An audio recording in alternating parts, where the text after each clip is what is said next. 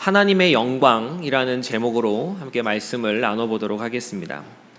우리가 매일 성경의 본문으로 요한계시록을 읽고 있는데 함께 읽은 이 본문의 말씀 가운데 우리가 좀 중요하게 좀 보아야 하는 그런 부분들을 살펴보고 이 말씀을 오늘날 우리의 삶 가운데로 가져와서 적용하여 생각하는 시간들을 좀 가져보았으면 좋겠습니다. 전반부에서 한 가지 주제를 나누고 이 주제를 통해 후반부에서 전체적으로 보아야 하는 그러한 내용들을 살펴볼 텐데 먼저 전반부에서 중요한 개념부터 좀 짚어보도록 하겠습니다. 오랜만에 성경 공부하신다라는 생각으로 또 그렇게 말씀을 묵상하는 시간이 되시기를 소망합니다. 먼저 9절 말씀을 보면 일곱 천사 중 하나가 사도 요한을 부르며 신부 곧 어린 양의 아내를 보여주겠다라고 그렇게 이야기를 합니다. 그리고 이어진 10절 말씀을 보면 사도 요한이 놀라운 것을 보게 되는데 그가 보게 된 것은 하늘에서 내려온 성 거룩한 성 예루살렘이었습니다. 앞선 말씀에서 사도 요한에게 신부 곧 어린 양의 아내를 보여주겠다라고 이렇게 했는데 사도 요한이 본 건 하늘에서 내려오는 거룩한 성 예루살렘이었습니다. 그럼 신부 곧 이 어린 양의 아내는 무엇이라는 이야기입니까? 예루살렘, 거룩한 성 예루살렘이라는 말이 됩니다. 물론 이 성 자체가 신부라는 이야기는 아닙니다. 거룩한 성 예루살렘으로 비유되는 존재가 있습니다. 무엇일까요?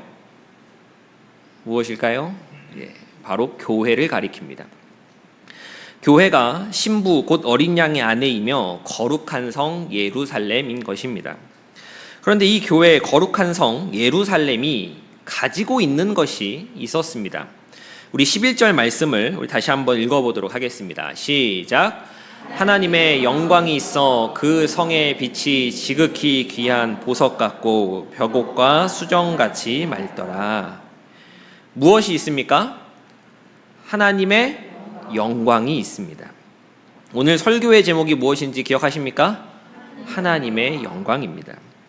여기까지의 내용을 좀 다시 되짚어보면 사도 요한이 신부 곧 어린 양의 아내를 이제 보게 되는데 그것은 거룩한 성 예루살렘이었고 이것이 의미하는 바는 교회였습니다.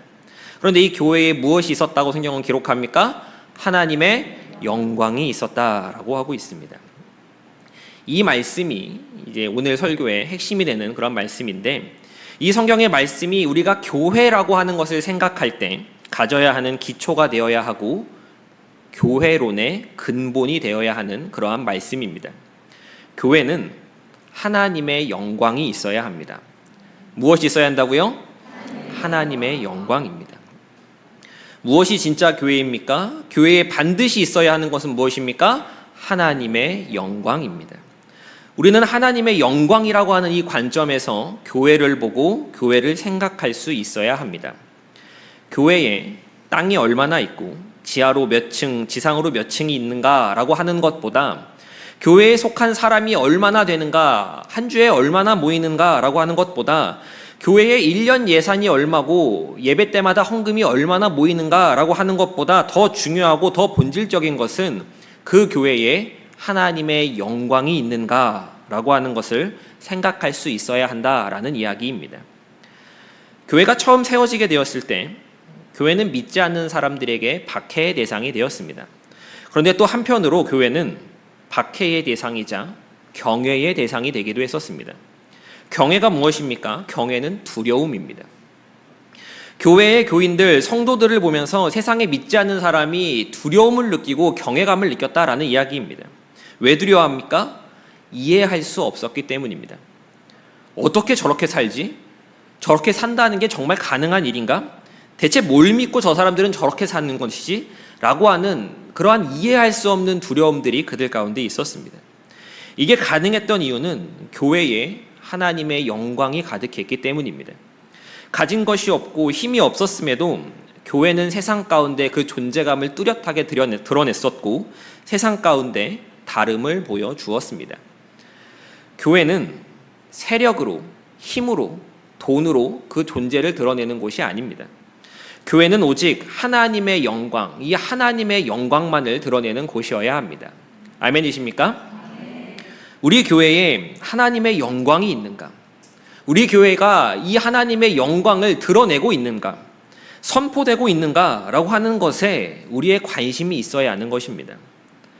하나님의 영광이 없는 교회, 하나님의 영광을 보이지 못하는 교회라면 그것은 교회로서의 역할과 기능이 마비된 것과 같습니다.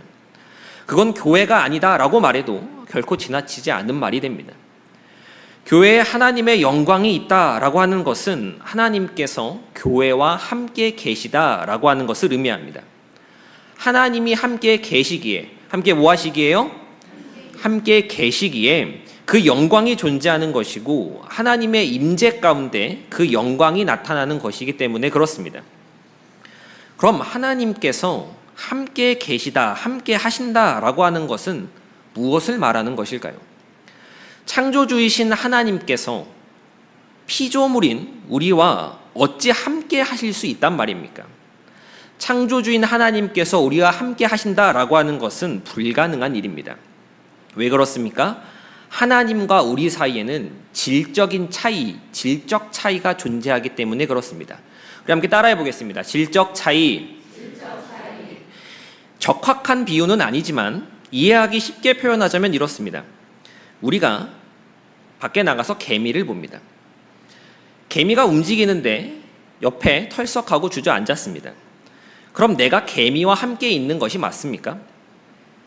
개미 입장에서는 뭐야 저거라고 하는 그러한 느낌이 들지 않겠습니까? 같은 피조물인데도 질적인 차이가 나기 때문에 우리는 우리 나름 개미와 함께 있으려고 하지만 개미는 자신들과 함께 있다라는 존재를 받아들이지 못합니다. 이게 바로 질적인 차이입니다. 출애굽기 33장 18절 말씀을 보면 모세가 하나님의 영광을 좀 보여달라라고 그렇게 요청을 합니다. 그때 하나님께서는 모세에게 이렇게 말씀을 해주셨습니다. 우리 출애굽기 33장 20절부터 23절까지의 말씀 함께 읽어보도록 하겠습니다. 시작. 또 이르시되 내가 내 얼굴을 보지 못하리니 나를 보고 살 자가 없음이니라. 여호와께서 또 이르시기를 보라 내 곁에 한 장소가 있으니 너는 그 반석 위에 서라. 내 영광이 지나갈 때에 반석 틈에 두고 내가 지나도록 내 손으로 너를 덮었다가 손을 거두리니 내가 내 등을 볼 것이요 얼굴은 보지 못하리라. 모세는 하나님의 배려로 하나님의 등만 살짝 보았습니다. 하나님의 등만 살짝 보았던 모세에게 어떤 일이 일어납니까? 모세의 얼굴에 광채가 나서 사람들이 모세에게 가까이 오지를 못합니다. 그래서 결국 모세는 수건으로 자기 얼굴을 가리게 됩니다. 사람은 하나님의 영광을, 하나님의 임재를 감당하지 못합니다. 하나님께서는 이 점을 너무나 분명하게 알고 계셨습니다. 그래서 이 질적 차이를 메꾸시기 위해 친히 우리 가운데 오셨습니다. 말씀이 육신이 되셔서 우리 가운데 거하신 것입니다. 이 사실을 사도 요한은 요한복음 1장 14절에서 이렇게 증거합니다. 말씀이 육신이 되어 우리 가운데 거하심에 우리가 그의 영광을 보니 아버지 독생자의 영광이요 은혜와 진리가 충만하더라. 말씀이 육신이 되어 우리 가운데 오셨습니다. 이는 이미 구약 시대에서부터 선지자 이사야를 통해 주신 약속의 성취이기도 했습니다.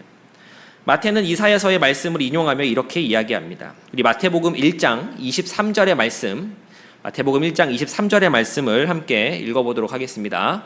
시작. 보라 처녀가 잉태하여 아들을 낳을 것이요 그의 이름은 임마누엘이라 하리라 하셨으니 이를 번역한즉 하나님이 우리와 함께 계시다 함이라. 임마누엘의 뜻이 무엇이라고 이야기를 합니까? 하나님이 우리와 함께 계시다입니다. 하나님께서 하나님과 우리 사이의 질적인 차이를 극복하여 우리와 함께 계시려 우리에게 맞추어 우리 가운데 내려오신 분, 그분이 바로 성육신하신 예수 그리스도인 것입니다. 예수 그리스도로 말미암아 우리는 하나님과 함께 거할 수 있고 함께 있을 수 있게 되었습니다. 그렇기에 이를 다시 거슬러 올라가면 교회에 하나님의 영광이 있다는 것, 하나님의 임재를 보인다라고 하는 것은 하나님께서 우리에게 주신 말씀인 성경과 이 말씀이 육신이 되어 우리 가운데 거하신 예수 그리스도를 온전히 믿고 순종한다는 것과 같은 말이 됩니다. 우리에게 맞추어 주신 이 은혜를 알고 성경과 성경에 기록된 대로 약속을 성취하신 예수 그리스도만을 믿으며 하나님의 영광을 높이고 찬양하는 것, 이것이 바로 교회의 본질인 것입니다. 제가 방금 말씀드린 은혜와 성경, 그리스도와 믿음, 하나님께 영광이라고 하는 이 5가지의 개념은 오직 성경, 오직 은혜, 오직 믿음, 오직 그리스도, 오직 하나님께 영광이라는 종교개혁의 5대 강령이기도 합니다. 교회를 교회되게 하기 위해 종교개혁이 일어났던 것이고 그 결과 로마 가톨릭에서 개신교, 오늘날의 기독교가 나누어지게 된 것입니다. 교회는 성경 말씀과 예수 그리스도가 중심이 되어야 합니다. 아멘이십니까? 그것이 우리에게 맞추어 주신 하나님께서 우리와 함께 하신다는 증거가 되기 때문이고 이를 통해 교회 가운데 하나님의 영광이 드러나기 때문에 그렇습니다. 이는 반대로 교회라고 이름하면서 성경 말씀을 따르지 않고 예수 그리스도께서 머리가 되시지 않는다면 그곳에는 하나님의 영광이 존재하지 않는다라고 말할 수 있습니다. 교회가 성경 중심, 예수 중심일 때 하나님의 영광이 가득하게 됩니다. 교회의 핵심은 이 하나님의 영광, 교회가 가져야 하는 것은 무엇이라고요? 하나님의 영광이라는 사실을 기억하며 이 영광에 우리의 마음과 우리의 시선을 두어야 합니다. 우리가 이렇게 전반부에서 한 가지 주제, 하나님의 영광이라고 하는 이 개념을 살펴보았는데 이제 이것을 바탕으로 요한계시록 말씀 후반부에서 우리가 전체적으로 보아야 하는 내용들을 좀 살펴보도록 하겠습니다. 12절 이후의 말씀을 보면 거룩한 성 예루살렘에 대한 소개가 나옵니다. 그러면서 이 12이라고 하는 특정 숫자가 반복되고 성을 측량하는데 네모 반듯하다, 길이와 너비가 같다라고 소개하며 성곽이 144규빗이다 라고 그렇게 성경은 기록하고 있습니다. 18절부터는 각종 보석이 등장하는데 이 역시 12보석이고 12문의 12진주를 이야기하고 있습니다. 이러한 내용을 볼 때 우리는 하나님의 영광이라고 하는 이 관점에서 이러한 내용들을 이해할 수 있어야 합니다. 후반부에 나오는 성의 모습들, 장식들, 보석들은 거룩한 성 예루살렘, 주님의 신부가 되는 이 교회가 하나님의 영광이 있을 때, 하나님의 영광이 가득할 때 얼마나 완전하며 얼마나 영광스러워지며 얼마나 아름다워지는지 또 얼마나 찬란한지를 보여주는 것이기 때문에 그렇습니다. 이 가운데 계속해서 언급되는 12이라고 하는 이 숫자는 완전함을 상징합니다. 무엇을 상징한다고요? 완전함입니다. 구약의 12지파, 신약의 12사도가 그러한데 이는 하나님이 택하신 이들을 가리키는 그러한 말입니다. 또 12절 말씀을 보면 크고 높은 성곽이라는 말씀이 나오고 17절 말씀에서 이 성곽의 높이를 재보니 144규빗이다 라고 그렇게 함을 볼 수 있습니다. 144규빗이다 라고 하는 것을 오늘날의 단위로 환산하면 약 70m 정도가 됩니다. 그런데 성경에 나타난 크고 높은 성곽이라고 말하기에는 70m가 높긴 하지만 그렇게 큰 높이라고 할 수는 좀 낮은 높이입니다. 하지만 성경에서 이렇게 144규빗이다 라고 정확하게 기록한 것은 12 곱하기 12로서 완전하고 완전하다라는 의미로서 이해되어야 합니다. 17절에 나타나는 12,000 스타디온 역시 12 곱하기 1000 해서 이 1000은 많은 숫자를 나타내는 표현입니다. 하루가 1000년 같다라고 이야기할 때 이틀 지나면 2000년이 지난 건가요? 라고 하지 않는 것처럼 이 1000은 많은 숫자를 이야기하는 것입니다. 그렇게 12,000 스타디온은 완전함이 가득하다라는 그러한 의미로 해석해야 합니다. 이러한 흐름 속에서 12보석들의 이름이 열거됩니다. 이 또한 거룩한 성 예루살렘의 귀하고 영광스러운 모습들을 표현해내고 있다라고 그렇게 이해할 수 있습니다.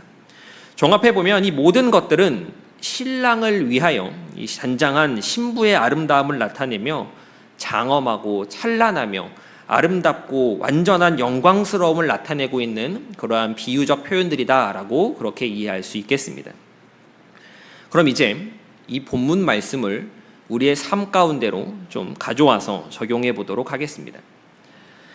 성도 여러분들께서는 제일 작은 단위의 가장 첫 번째 단위로서의 교회가 무엇이라고 생각을 하십니까? 가장 작은 단위의 교회, 가장 첫 번째 단위로서의 교회입니다.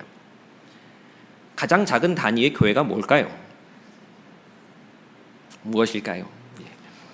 그것은 바로 나입니다. 내가 가장 작은 단위의 교회이고 가장 첫 번째 단위의 교회가 바로 나입니다. 누구라고요? 나입니다. 왜 그렇습니까?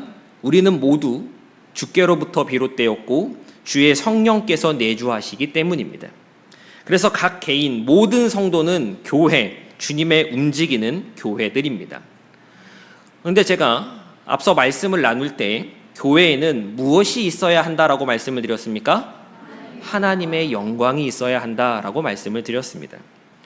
교회에 임재하시는 하나님, 그 임재하심으로 뿜어져 나오는 이 하나님의 영광은 가장 작은 단위의 교회, 가장 첫 번째 단위의 교회인 나에게도 동일하게 적용이 됩니다.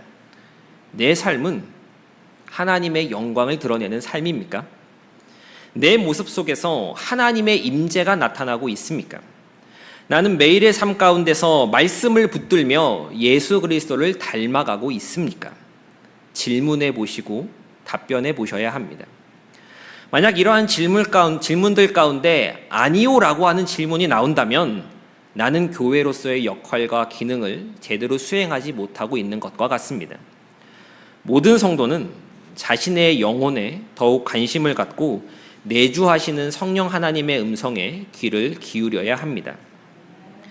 대개 사람들은 자신의 육체적인 것에는 굉장히 민감해합니다.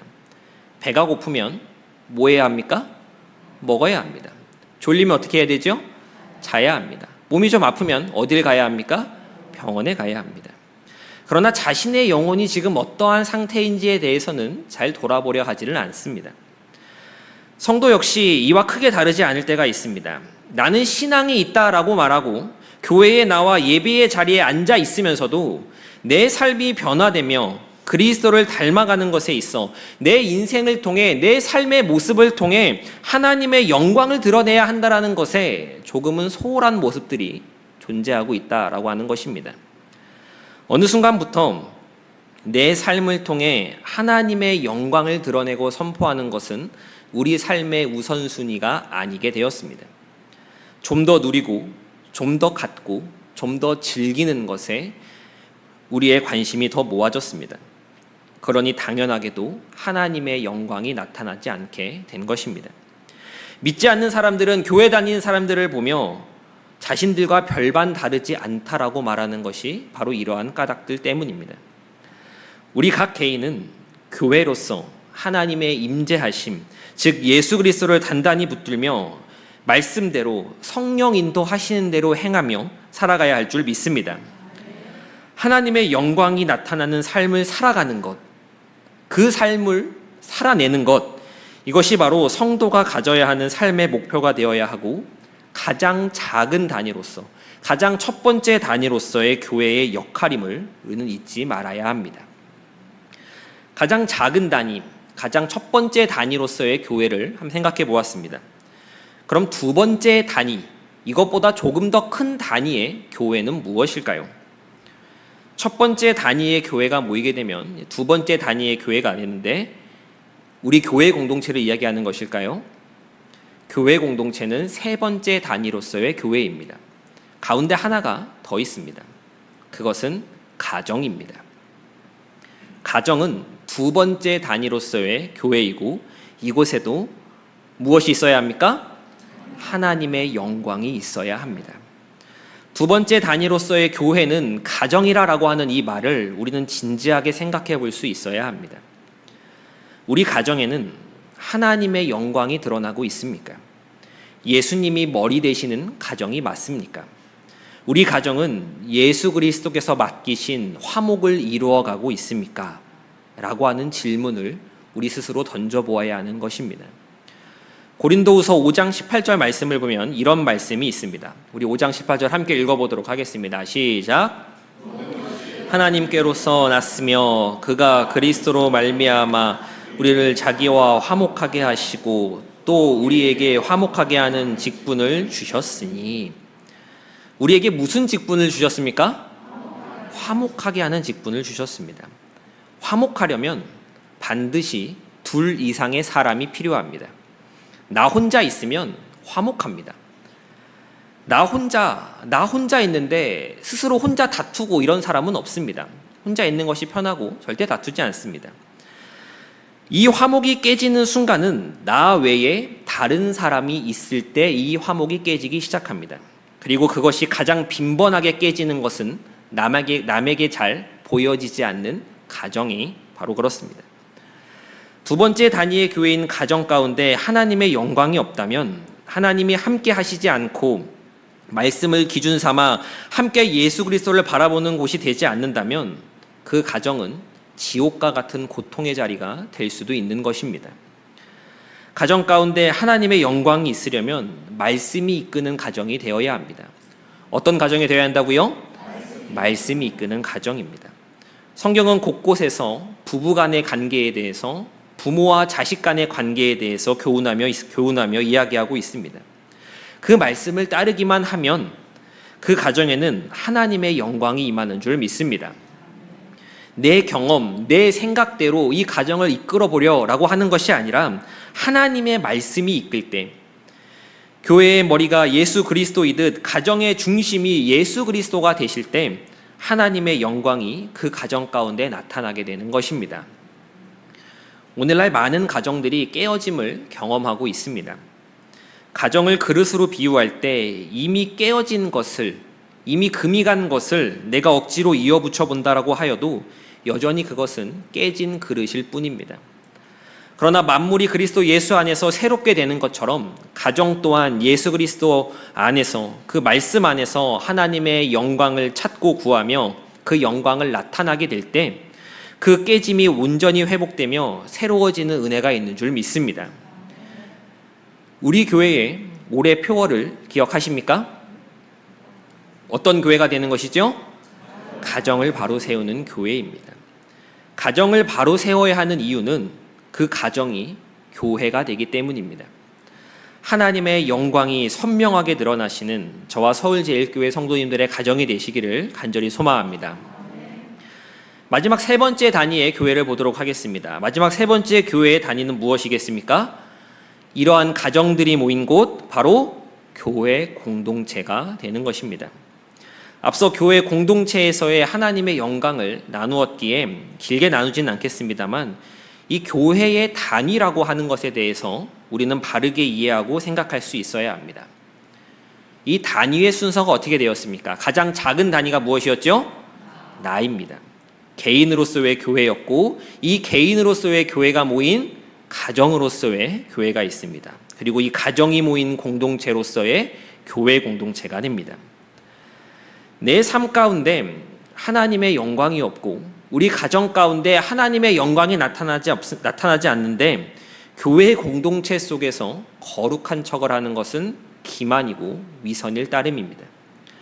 디모데전서 3장을 보면 직분자를 세울 때 이 직분자의 자격이 어떠해야 하는지를 가르칩니다.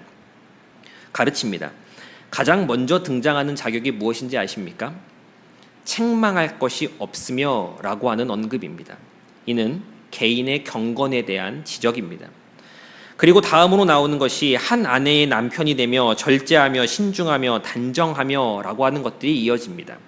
이는 가정에서의 행동에 대한 언급입니다.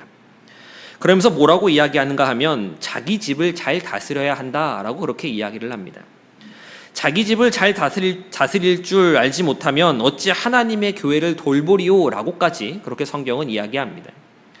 이 순서에 대해, 또 이 성경 말씀에서 직분자에 대해 요구하는 이 자격에 대해 우리는 곰곰이 묵상할 수 있어야 합니다.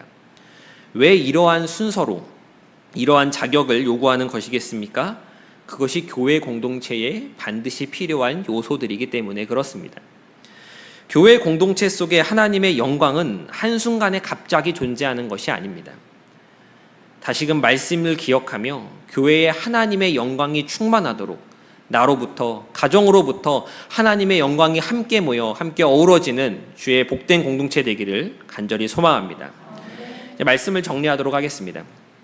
요한계시록에 기록된 교회에 있는 하나님의 영광이라고 하는 것을 주제로 말씀을 나누어 보았습니다. 우리 모두는 이곳 교회에 모여 있지만 나 자신이 제일 작은 단위로서의 교회라고 하는 이 사실을 우리는 잊지 말아야 합니다. 세 번째 단위의 교회 공동체는 나에게 있는 하나님의 영광, 우리 가정 가운데 있는 하나님의 영광이 한 곳에 모여 다양한 사람 속에서, 다양한 환경 속에서 아름답게 어우러지는 하나님의 영광을 선포하며 드러내는 그러한 공동체가 되어야 합니다. 다시 한번 말씀드리지만 이러한 모습들이 누구에서부터 시작됩니까? 나로부터 시작된다라는 것을 우리는 기억해야 합니다. 내가 잘 안 되면 가정에서도 안 되는 것이고 교회까지 이르면 잘 될 수가 없습니다. 그렇게 우리는 매일의 삶 가운데서 경건에 힘쓰며 늘 말씀을 가까이 해야 하고 내 모습이 예수 그리스도를 닮아갈 수 있도록 주님 앞에 간구하며 엎드려져야 하는 것입니다. 내 삶이 예수 그리스도를 닮아 내 삶을 통해 하나님의 영광을 선포하는 것, 이것이 믿음의 목표가 되어야 하고 신앙의 간구가 되어야 하며 평생의 소원이 되어야 하는 것입니다. 나에게서, 우리 가정에게서, 또 우리 교회에게서, 그리고 더 나아가 예수 그리스도께서 머리 되시는 모든 교회 가운데에서 이 하나님의 영광이 나타나며 이 영광을 전하고 선포할 수 있는 복된 은혜가 저와 서울제일교회 성도님들 가운데 충만히 임하시기를 간절히 소망합니다.